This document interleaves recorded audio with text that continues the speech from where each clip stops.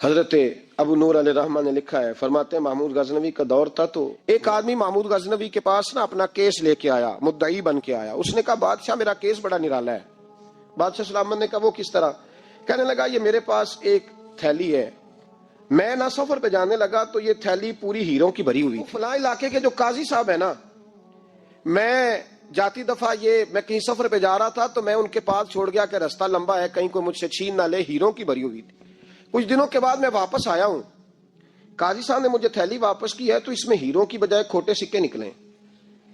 اب میں نے قاضی صاحب سے کہا ہے تو قاضی صاحب تو میرے گریبان تک آتے ہیں، وہ کہتے ہیں بتا کہیں سے پھٹی ہے، کھلی ہے؟ وہ جس طرح ٹانکے لگا کے تو نے سی تھی اسی طرح لگے ہوئے ہیں کہ نہیں؟ تو حضور لگے بھی بالکل اسی طرح ہے، نہ پھٹی ہے نہ کھلی ہے۔ اب میں لٹ گیا ہوں، میری کل عمر کی کمائی ضائع ہو گئی، کھوٹے سکے کہاں اور ہیرے کہاں؟ تو مہربانی کریں، اور آپ کی بارگاہ میں اللہ رسول کے نام پر حلف دیتا ہوں کہ میں ہوں بالکل سچا۔ محمود غزنوی کہنے لگے تو جا، تھیلی چھوڑ جا، اور جب میں تجھے بلاؤں گا پھر دوبارہ آنا۔ وہ شخص چلا گیا۔ محمود غزنوی اٹھے، دربار برخاست کیا، لوگوں سے کہنے لگے چلے جاؤ، میں 3 دن کے لیے سیر کرنے جا رہا ہوں، 3 دن کے بعد لوٹوں گا۔ اکیلے جب رہ گئے نا محمود دربار میں تو محبوب نے چھری منگائی، وہ جس تخت پہ بیٹھتے تھے وہاں گدا بچھا ہوا تھا، یہ گدا پڑا ہے نا، وہ گدا بچھا ہوا تھا، محمود نے چھری کے ساتھ اس کو پھاڑ ڈالا اور چھری جیب میں رکھی نکل گئے۔ کہنے لگے میرے بعد کوئی میرے دربار والے احاطے میں داخل نہ ہو۔ محمود چلے گئے۔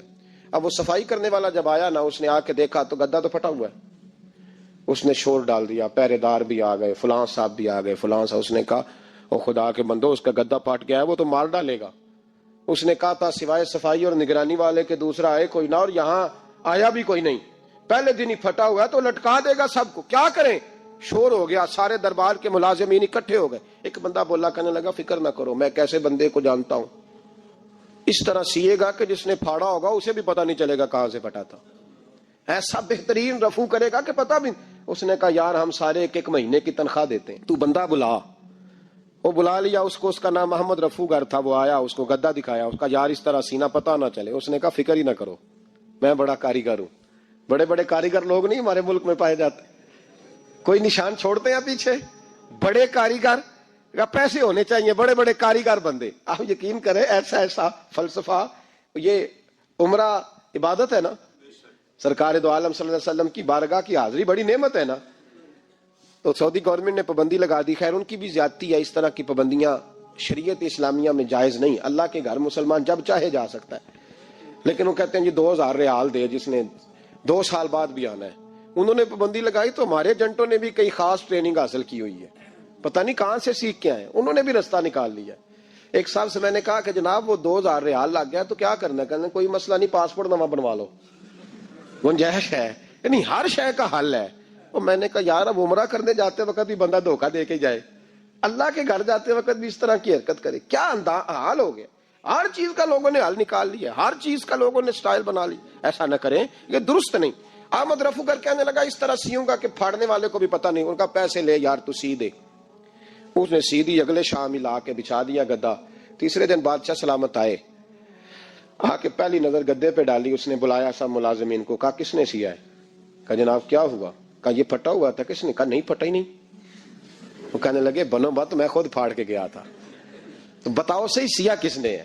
کہا جناب آپ پھاڑ کے گئے تھے تو بتایا کیوں نہیں؟ فرمانے لگے اسی لیے تو بتایا نہیں تھا کہ تم خود تحقیق کر لو، بلاؤ بتاؤ سیا کس نے۔ تو بلا لیا، احمد رفو گر آ گیا۔ اس کو جب بلا کے سامنے بادشاہ کھڑا کیا، کہا بھائی تو نے سیا ہے؟ کہنے لگا حضور آپ کے سارے ملازم کٹھے ہو کے آئے تھے، میری غلطی کوئی نہیں۔ کہا نہیں یار تو بڑا کاریگر ہے، میں نے اپنے ہاتھ سے پھاڑا تھا پر مجھے بھی نہیں پتا چل رہا کہاں سے پھٹا تھا۔ اچھا یہ بتا یہ تھیلی جو ہے یہ بھی تو نے سی تھی؟ اس نے کہا جی آپ کے خادم کا ہی کارنامہ ہے، وہ فلانے علاقے کے قاضی صاحب آئے تھے، اس میں سے ہیرے نکال کے تو کھوٹے سکے بھرے تھے، تو مجھے بھی تھوڑا سا حصہ ملا تھا۔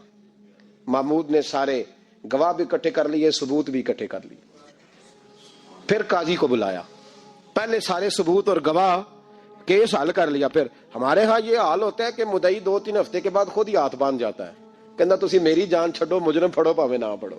وہ کہتا ہے مجھے معافی دو، میں رہا۔ ظلم ہے نا، ظلم زیادتی ہے کہ جو بیچارہ اتنے سوال مجرم سے نہیں ہوتے جتنے مدعی سے ہوتے ہیں۔ اب یقین کریں اتنے سوالات ہوتے، بیچارہ ہف جاتا ہے۔ یہ طریقہ درست نہیں ہے کہ لٹ گیا، اور دوسرا طرح طرح کے سوالوں کے جواب دیتا پھرے بیچارہ. سارے ثبوت اکٹھے کر کے قاضی صاحب کو بلایا تنہائی میں لے جا کے. محمود غزنوی نے کہا قاضی صاحب آپ سے غلطی ہو گئی, غریب آدمی تھا, وہ لٹ گیا ہے, اس نے تو بڑی مشکل سے کچھ ہیرے جمع کیے تھے اور اس کی کل کائنات تھی, تو آپ اس کا مال اسے دے دیں, بات ختم. قاضی صاحب کہنے لگے آپ مجھ پہ الزام لگا رہے ہیں, سوال ہی نہیں پیدا ہوتا. آپ میری داڑھی دیکھیں, آپ میرا اعزاز دیکھیں, دنیا جانتی ہے. میں اس کہا قاضی صاحب انسان بھول ہی جاتا ہے, بندہ بھول جاتا ہے, غلطی ہوگی. مال نے کہا نہیں, کہا میں تنہائی میں پوچھ رہا ہوں, میں اس وقت پوچھ رہا ہوں جب دوسرا موجود کوئی نہیں. آج توبہ کر لے, میں کچھ نہیں کہوں گا, تو میری زبان پہ اعتبار کر, تجھے پتا ہے میں جو کہتا ہوں اس پہ عمل بھی کرتا ہوں, باز آ جا. پر قاضی نے کہا نہیں میری غلطی کوئی نہیں. محمود نے پھر بڑے دربار میں بلا لیا, مجمع عام میں. مہلت کے دنوں میں جو توبہ کر لے وہ بچ جاتے ہیں, لیکن لوگ رسوائیوں کے دنوں میں پھر واپس لوٹتے ہیں اگلا گھر دیکھ کے, پھر حالات اور طرح کے ہو چکے ہوتے ہیں. جب بڑے دربار میں قاضی کو بلایا, بھائی تو مانتا ہے کہ نہیں؟ اس نے کہا نہیں. تو کہا بلاؤ احمد رفوگر کو. جب وہ احمد رفوگر آیا تو بوڑھے قاضی کی ٹانگیں کانپنے لگی, جملے ٹوٹنے لگے, لفظ زمین پر گرنے لگے, بات صحیح نہیں ہوتی, زبان لڑکھڑانے لگی. محمود کہنے لگے قاضی میں نے تجھے کہا تھا وہاں مان جا بات, اب بڑے دربار میں بول. تو جب قاضی صاحب کی گردن خود بخود جھک گئی تو دنیا سمجھ گئی. کہا نکل جا میرے دربار سے. محمود بولے نکل جا, اتنی تجھے عزت دی, اتنی بڑی تنخواہ دی, قاضی بنایا, اور یہ چھوٹی سی رقم کے لیے, تھوڑی سی رقم کے لیے تو بددیانت ہوگا, چل چلا جا, نکل. قاضی دربار سے نکلا تو لوگ لعنتیں برسانے لگے.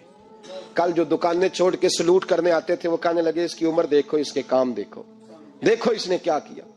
گھر گیا, بچے جن کے لیے پاپ کمایا تھا, جنہاں لی تو پاپ کمائے ہن کتھے نہیں ہو تیرے کر دے. وہ بچے کہنے لگے ابا جی ہم تو سکول مدرسہ جانے کے قابل نہیں رہے, امید تھی کہ بیوی ساتھ دے گی. وہ کہنے لگی میں میکے کیسے جاؤں گی, گلی کی عورتیں طرح طرح کی باتیں بناتی ہیں. اور بھائی کامیابیوں کے بڑے سربراہ ہوتے ہیں, کوئی کامیاب ہو جائے تو سارے کہتے ہیں میری سپورٹ سے ہوا ہے. ناکامیاں ہمیشہ یتیم ہوتی ہیں, ناکامیوں کا کوئی سربراہ نہیں ہوتا. جب تک تو قاضی تھا تو بڑے بات تھی, ہر بندہ کہتا تھا رشتہ دار ہے. رسوائی ہو گئی تو وہ تیری آنکھ ہو یا سنگ ملامت کی چبھن, کون پہنچا ہے میرے درد کی گہرائی تک. دور شہرت میں تو یاروں نے کیا یاد بہت, ساتھ آیا نہ کوئی کوچے رسوائی تک.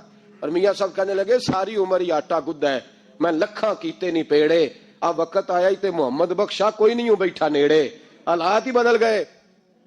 قاضی خاموشی سے اندر چلا گیا, اپنی رسوائی سمیٹ کے بستر پہ لیٹا. نہ روٹی کی بھوک لگی, نہ پانی کی پیاس لگی, نہ نیند آئی. ساری رات تڑپتا رہا. سویرے گھر والوں نے دروازہ کھولا تو روح پرواز کر گئی تھی, دنیا چھوڑ گیا. حضرت ابو نور علیہ رحمہ بولے, فرمانے لگے یاد رکھو کبھی بددیانتی نہ کرنا, کبھی. یہ تو محمود غزنوی کی عدالت تھی, قیامت میں رب کریم کی عدالت لگے گی. اور فرمایا وہاں تو گواہی دینے والا احمد رفوگر تھا, قیامت میں تو تمہارے اپنے ہاتھ پیر گواہیاں دیں گے, ہمارا اپنا وجود گواہی دے گا. اور فرمایا یہاں تو لعنتیں دنیا دار برساتے تھے, وہاں فرشتے ہوں گے. اور قاضی کو تو موت آ گئی تھی, قیامت میں تو دوبارہ موت بھی کوئی نہیں آئے گی, وہاں تو رہنا ہے اور سہنا ہے. اگر آپ کو یہ ویڈیو اچھی لگے تو ہمارے چینل کو سبسکرائب کریں اور بیل آئیکن ضرور دبائیں تاکہ ہماری ہر آنے والی نئی ویڈیو سب سے پہلے آپ تک پہنچے. لائک کریں, شیئر کریں اور کمنٹ باکس میں اپنی رائے کا اظہار ضرور کریں. Thanks for watching.